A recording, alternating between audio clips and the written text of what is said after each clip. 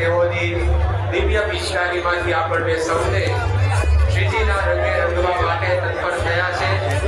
સૌ હરિભક્તો પુનઃ આપણે સૂચના અનુસાર જ આગળ આવવાનો આગ્રહ રાખીશું અને એકવાર રંગાયા પછી તરત જ આપણે સભાગૃહમાંથી બહાર નીકળીશું. ત્યાં આપણને પ્રસાદ પ્રાપ્ત થશે.